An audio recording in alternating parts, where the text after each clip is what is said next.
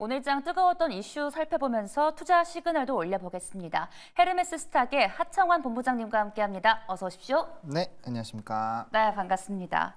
오늘 국내 증시 어제 잘 버텨주나 싶었는데 오늘은 외국인이 아니었으면 더 힘들었던 하루가 아니었나 싶습니다. 이럴 때일수록 이슈를 잘 선정해야겠죠. 첫 번째 이슈부터 화면으로 바로 만나보시죠. 네, 첫 번째 이슈입니다. 가상화폐 관련주 조정은 이제 끝입니다. 이 총격 사건 이후로 트럼프 후보의 당선 확률은 계속해 높아지고 있습니다. 뉴욕 증시뿐 아니라 아시아 증시 내에서도 이 트럼프 트레이드가 이어지고 있는데요. 본부장님은 이 암호화폐 관련 소식들 중에서 어떤 이슈를 좀 주목하고 계신지 궁금한데요. 단연 이제 트럼프 피격 소식이 좀 큰 영향을 줬다라고 보시면 좋을 것 같습니다.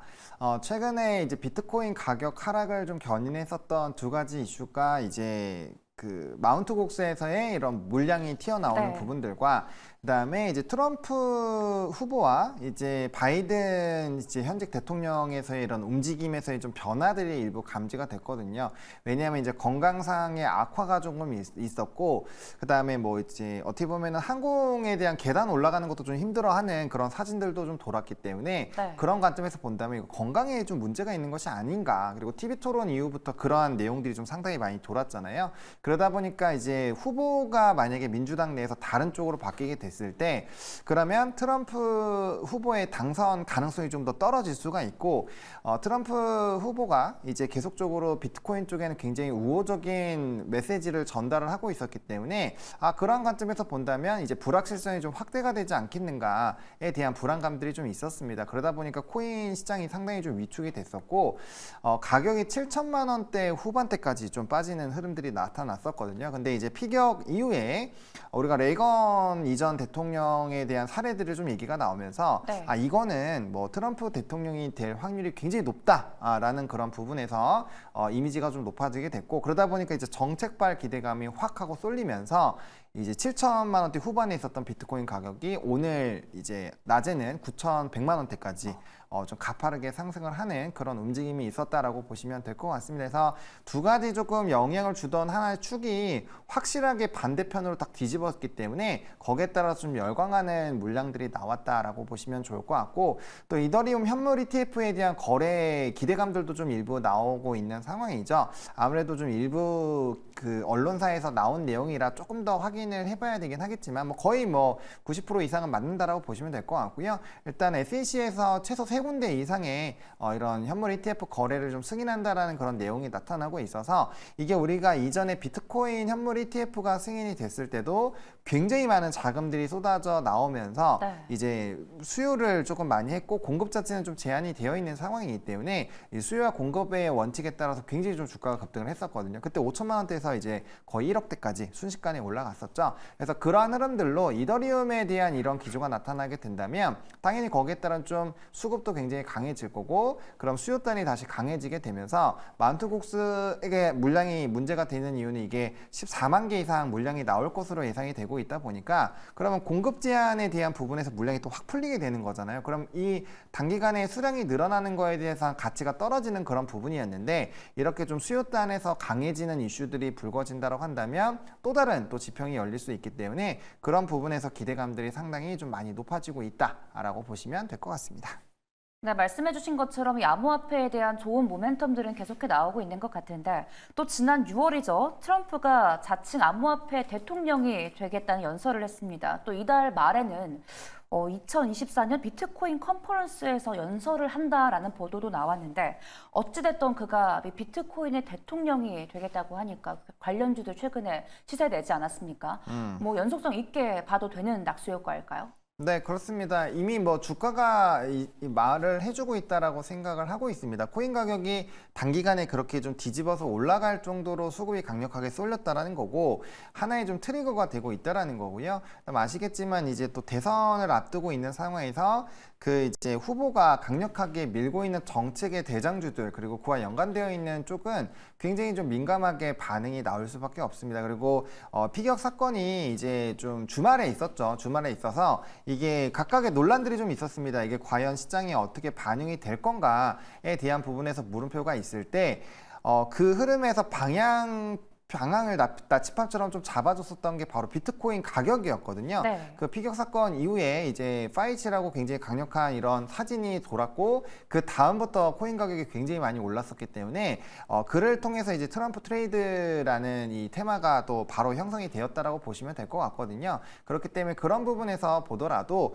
낙수 효과는 확실히 좀 받고 있다라고 보시면 좋을 것 같고 네. 이게 이제 앞서 말씀해주신 그런 일정들을 소화해 나가면서 이제 발언들이 점점 더 우호적인 부분으로 나가지 않을까라고 생각을 하고 있거든요. 그리고 이게 비트코인에 대해서 과거에 사실 트럼프가 굉장히 좀 좋게 평가를 하고 있지는 않았습니다. 과거에는 되게 이제 좀 배제하는 그런 움직임이었는데 이게 현물 ETF가 됐기 때문에 사실상 이 과거처럼 그냥 뭐 사라진다거나 그렇게 되기가 굉장히 어렵습니다. 굉장히 네. 많은 자금이 쏠려 있는 상황이고 이게 자산운용에서 자금이 들어갔기 때문에 기간이 수급이 들어가는 그 순간부터는 굉장히 많은 부호들과 많은 사람들의 표심이 좀 걸릴 수밖에 없다라는 거죠. 그렇기 때문에 아무래도 우호적으로 얘기를 할 수밖에 없지 않을까라고 보고 있고요. 화폐 가치로서는 지금 충분하다 못해 좀 굉장히 강한 그런 기대감을 또 가지고 있는 상황이기 때문에 이런 행동에 따라서 계속적인 비트코인에 대한 관심도는 높아질 수밖에 없지 않을까라고 생각을 하고 있고요.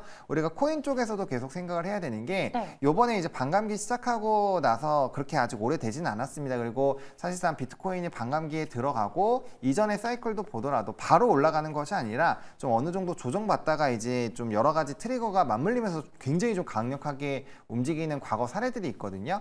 근데 요번 반감기도 그런 좀 시그널들이 대통령이라는 그 이벤트로 충분히 좀 부각이 될 수 있지 않을까라고 보고 있고요. 다음 반감기가 되면 금보다 희소해집니다. 금보다 희소해지기 때문에 그때는 뭐 가격적인 부분에서도 그리고 수요단의 어떤 변화가 나오는 그런 이벤트만 나오더라도 가격 자체가 굉장히 가파르게 변동이 나올 수 있기 때문에 어차피 코인 투자하시는 분들도 결과적으로 이 공급이 마르는 그 부분까지는 조금 들고 가려고 할 거거든요. 네. 그 다음에 이제 스토리가 새로 나오는 거기 때문에 그래서 그런 흐름들로 가는 부분까지 좀 장기적으로도 볼 수 있는 부분이라고 보고 있고요. 또 그 시기가 또 다음 반감기까지 딱 오는 그 시기까지는 또 트럼프가 만약에 대통령이 된다라고 한다면 또 유지가 되기 때문에 네. 기대감 자체는 상당히 좀 높아지는 부분으로 가지 않을까라고 개인적으로 생각을 하고 있습니다. 네, 그런데 트럼프의 과거 행적들을 좀 반출을 해보면요. 네. 뭐 트위터에서 파급력이 있던 후보가 아니었습니까? 음. 그래서 일부 시각에서는 그가 선거에서 이기기 위해서 비트코인 찬양론자의 행색을 하고 있다라는 이야기도 나오고 있는데 여기에 대해서는 리스크는 없을까요? 뭐 물론 뭐 아예 없다라고 보기는 어렵죠. 왜냐면 뭐 말을 이렇게 손바닥 뒤집듯이 뒤집을 수도 있는데 저는 근데 그렇게는 안 할 것 같습니다. 왜냐하면 과거와는 좀 다르다라는 부분을 조금 설명을 드리기도 했고요. 그다음에 이제 자금의 그 흐름 자체가 이게 공식적으로 금융권 안에 본격적으로 들어온 부분도 있고 네. 앞서 말씀드린 것처럼 기관의 ETF로 자금이 들어왔다라는 거는 정말 다른 얘기거든요. 그리고 이게 이제 미국에서만 일어나는 일이 아니라 각국 다른 나라들에서도 현물 ETF가 만들어지면서 자금이 쏟아져 들어올 것이기 때문에 그렇게까지 할 이유가 저는 없다라고 생각을 하고 있습니다. 그래서 뭐 이제 앞으로 세금이라든지 뭐 그런 부분에서 정책이 나올 수는 있을지언정 네. 그런 이제 지금 당장의 뭐 친화적인 그런 기조 자체를 바로 손바닥 뒤집듯이 하기에는 조금 어렵지 않을까라고 보고 있고요.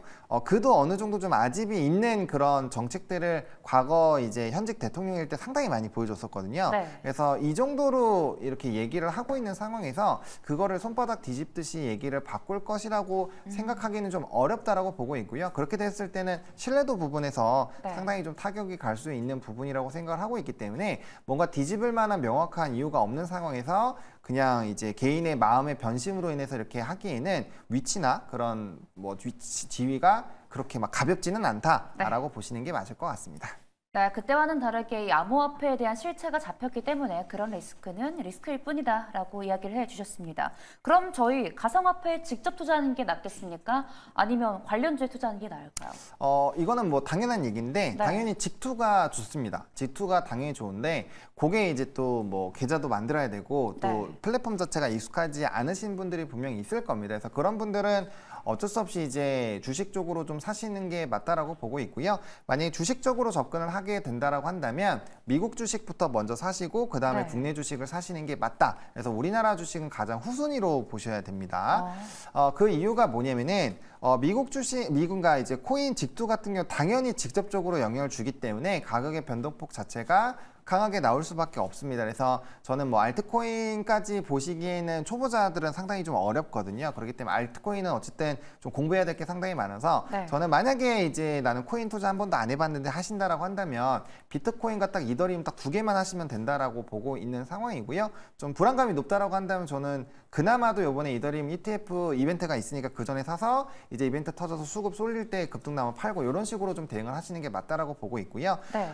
왜 미국장을 먼저 보느냐? 우리나라 관련된 종목군들이 대표적으로 우리기술투자나 뭐 한국투자증권이나 위지트나 이런 종목군들인데 대부분이 거래소에 대한 지분을 갖고 있는 부분으로 좀 테마주로 엮입니다. 근데 그 지분율이 대부분이 10%가 되지 않습니다. 그러니까 그 수혜를 온전히 다 가져가기에는 좀 쉽지 않다라는 거죠. 근데 그 안에서도 어쨌든 점유율이 있기 때문에 좀 테마주로 엮여서 급등이 나온다라고 보시면 될 것 같거든요. 그래서 오늘 같은 경우도 사실 전거래일은 우리기술투자나 이런 것들이 움직였지만 네. 오히려 가상자산이 핫해지면 NFT 시장이 굉장히 핫해지거든요. 거래대금 자체가 이전에도 랠리가 왔을 때 50%에서 100%가 늘어나면서 가상자산에 대한 굉장히 핫한 움직임이 나타났고 금일 같은 경우도 갤럭시와 머니트리나 SM 같은 종목군들이 좀 움직였거든요. 그렇기 때문에 조금은 다른 방향으로 보셔야 될 것 같고요.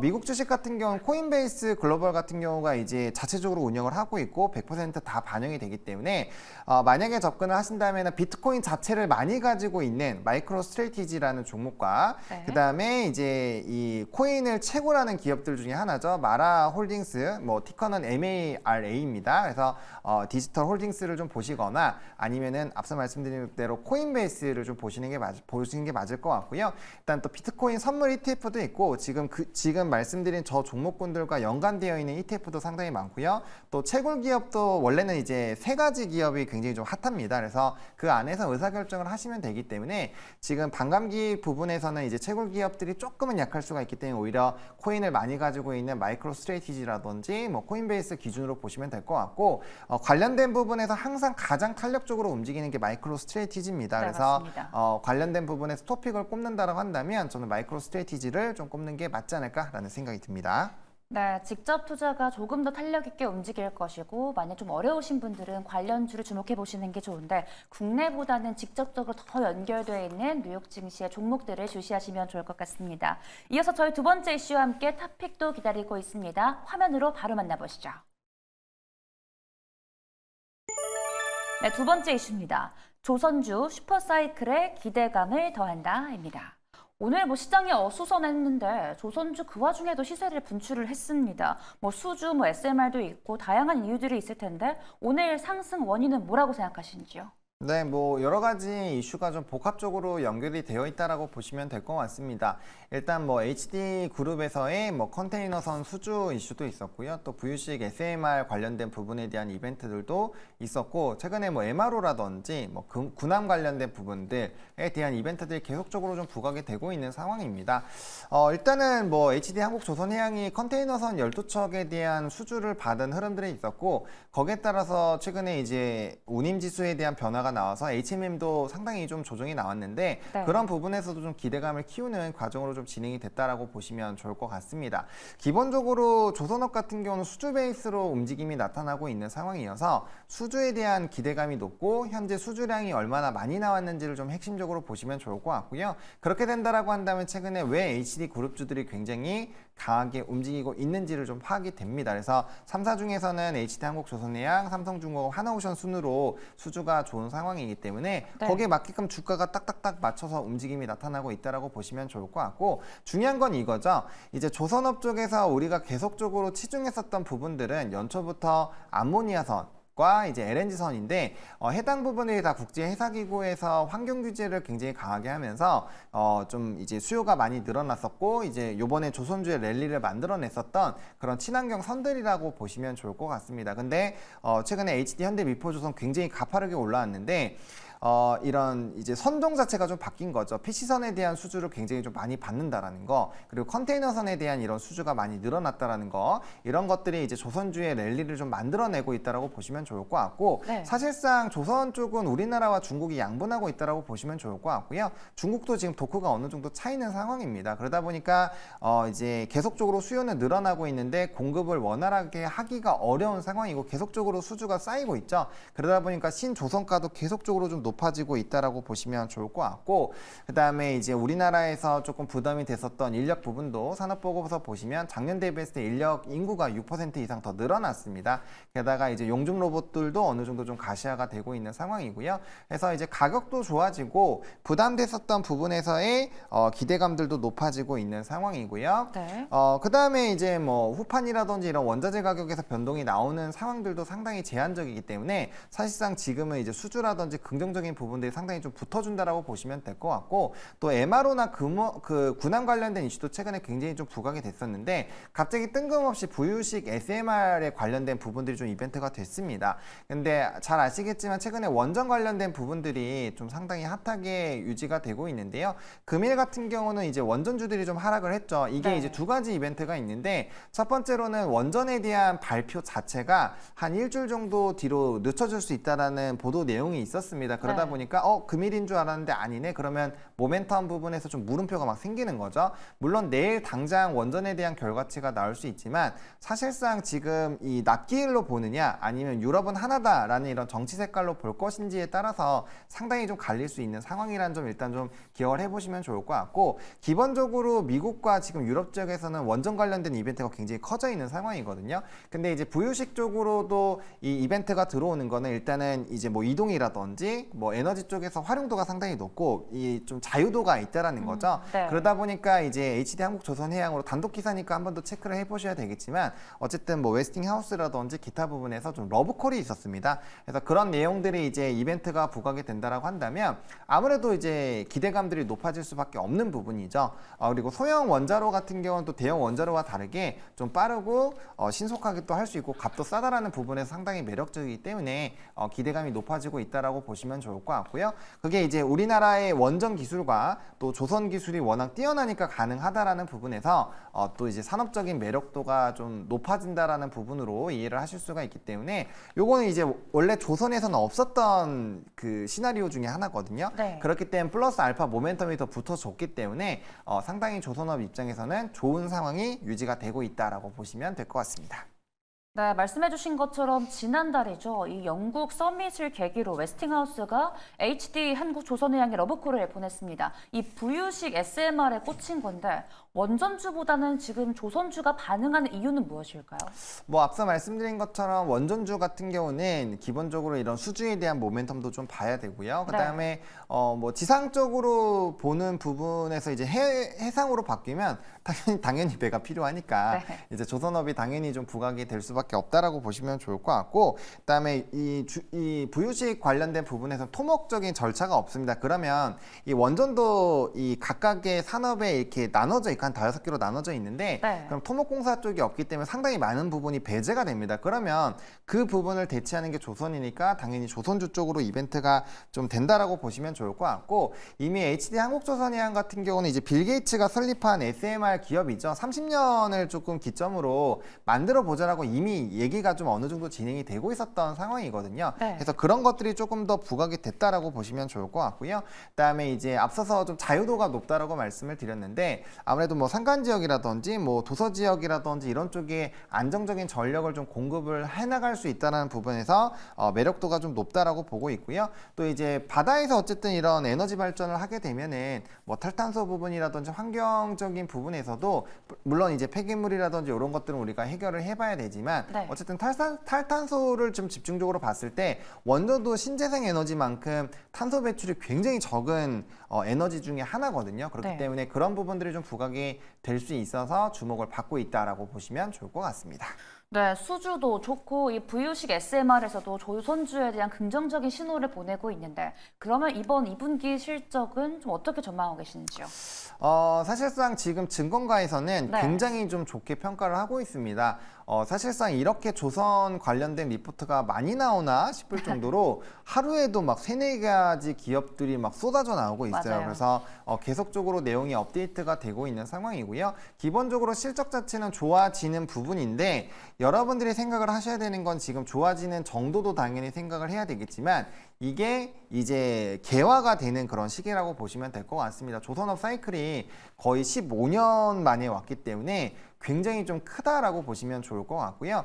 지금 물론 이번 실적도 상당히 중요하지만 앞으로 실적이 얼마나 더 크게 상승할 것인지 이 기울기가 어떻게 만들어지는지가 핵심이라고 보시면 좋을 것 같거든요. 그래서 지금 실적 자체가 이 산업 자체가 헤비테일 산업이기 때문에 네. 2, 3년 전의 데이터들이 계속적으로 반영이 되고 있다라고 보시면 될 것 같습니다. 그래서 앞으로는 실적이 계속적으로 좀 좋아질 수밖에 없다라고 보시면 좋을 것 같고 뭐 조선가에 대한 이런 긍정적인 부분들 그리고 공정 정상화에 대한 부분들 그리고 비용이 감소하고 인력 부분에서의 이런 좀 부정적인 내용들이 어떻게 해소되는지만 좀 체크를 하셨을 때는 상당히 긴 부분에서의 랠리가 나올 수 있다라는 거죠. 그래서 증권가에서는 목표 주가 계속적으로 높여 나가고 있기 때문에 기본적으로 실적에 대한 기대감도 있지만 기울기의 방점이 어디 찍히는지가 굉장히 더 중요하기 때문에 단순히 실적에 너무 포커스를 두시는 것이 아니라 네. 꼭지점이 어떻게 만들어져 나가는지를 보시는 게 굉장히 조선업에서 중요하다라고 좀 정리를 드리고 싶습니다. 네, 말씀해주신 것처럼 증권가에서도 올해의 주도주를 조선주라고 꼽는 회사들이 참 많은데, 근데 워낙 조선주가 이 원전주랑 비슷하게 사리 주식, 뭐 인내의 주식이라는 이런 키워드가 많이 붙지 않았습니까? 뭐 그렇죠. 그거는 뭐 과거의 이야기고 현재 조선주만 놓고 봤을 때는 뭐 중장기적으로 봤을 때 괜찮다고 보시는지 어떤 흐름 예상하고 계십니까? 네, 저는 매우 긍정적으로 생각을 하고 있습니다.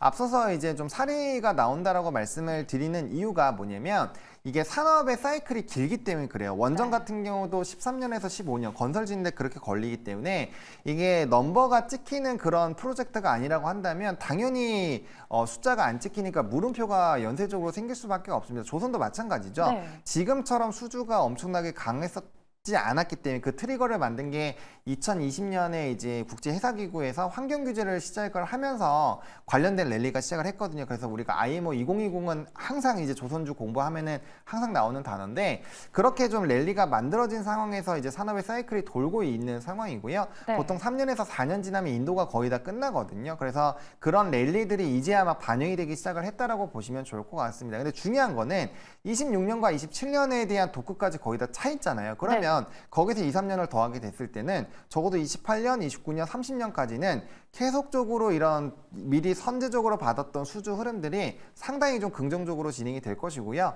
가면 갈수록 국제해사기구에서는 황산화물이라든지 탄소 배출에 대한 부분들이 굉장히 압박감이 커지고 있습니다. 그래서 지금 기존에 있던 노후 선박들 계속적으로 교체를 해야 돼요. 네. 그럼 고정적인 수요는 계속적으로 나타나면서 기존에 이제 많이 받았던 이런 수요량들이 장부가에 반영이 되는 과정들이 진행이 된다는 점에서 상당히 긍정적이고요. 이게 또 조선에서 그 수주에 대한 실적 기대감만으로 간다고 한다면 우리가 이 반영되는 시기 자체가 조금씩 텀이 있을 거기 때문에 굉장히 답답한데 추가적으로 지금 방산 모멘텀도 붙었죠. 네. 그리고 MRO 시장으로 진입을 하게 되면 거기에 시장 자체도 굉장히 좀 큰 시장이지만 구독 경제하기 때문에 안정적인 매출원을 통해서 장부가가 조금 더 빠르게 반영이 된다라는 거예요. 거기에다가 이런 부유식에 대한 내용 나오면서 또 수주 흐름들 나오게 된다라고 한다면 그 이후 28년 이후에 중장기적인 모멘텀에 또 방점이 또 찍힌다라는 말이죠. 그래서 지금은 중장기적인 이런 모멘텀의 그런 긍정적인 부분들만 끊기지 않는다라고 한다면 조선업은 계속적으로 실적이 점진적으로 좋아지면서 주가의 우상향이 나올 확률이 굉장히 좀 높다라고 보고 있고요. 네. 그다음 여러분들이 주식하실 때 월봉상 역별에서 정별로 바뀌는 초입 부분이 잘 나오지 않습니다. 근데 드디어 15년 만에 나오는 상황이기 때문에 조선주는 저는 당분간 랠리가 상당히 오랜 기간 좀 지속이 될 거라고 보고 있고요.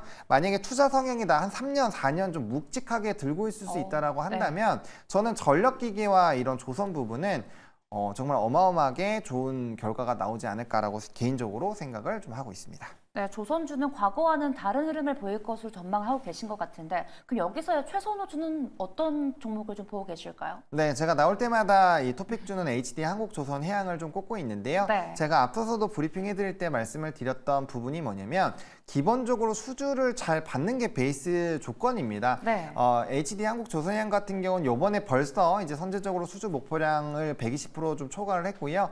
작년에 이제 이 현대사무중공업이 200%가 넘게 수주를 받았 받았죠. 근데 네. 이제 중간 지주 회사이기 때문에 비상장 부분을 받아줄 게 이제 HD 한국조선해양밖에 없습니다. 그래서 기본적으로 HD 그룹주에서 수주가 굉장히 좋은 상황이고요. 네. 유일하게 리포트에서 이런 실적에 대한 넘버 부분으로 평가를 받고 있는 회사가 HD 한국조선해양이거든요. 그래서 수주량이 워낙 많고 그게 장보가로 반영되면 반영될수록 넘버가 확실하게 찍히는 기업이기 때문에 다른 종목군들 대비했을 때 프리미엄을 받을 수밖에 없고 그런 시장의 인식이 있기 때문에 이미 신고가 랠리가 계속적으로 만들어지고 있다라고 보시면 좋을 것 같습니다. 네, HD 한국조선해양 소개해 주셨고 저희 종목 리뷰도 있는데 간단하게 부탁드립니다.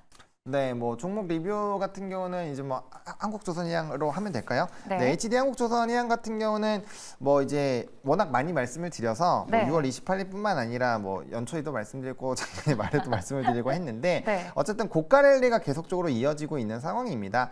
그래서 지금 이제 뭐 주봉이나 월봉상으로도 계속적인 우상향 기조가 만들어지고 있는 상황이고요. 또 직전 라인 부분들을 잘 뚫어주고 있는 상황이기 때문에 뭐 일봉상이나 주봉상으로 보면 단기적인 뭐 기술적인 조정은 나올 수 있겠지만 큰 추세는 무너지지 않을 거라고 생각을 하고 있거든요. 그렇기 때문에 월봉상 직전 고점 라인 부분들이 깨지지 않는다라고 한다면 지금 부분이라면 조금 러프하게 15만 4천 원 라인 깨지지 않는다라고 한다면 충분히 연속성 가지면서 지켜보실 수 있기 때문에 하방룸을 좀 크게 열어 놓더라도 산업의 사이클이 좀 크니까 그런 큰 추세가 무너지는 하락만 없다라고 한다면 계속적인 연속성 가져보시면 좋을 것 같습니다.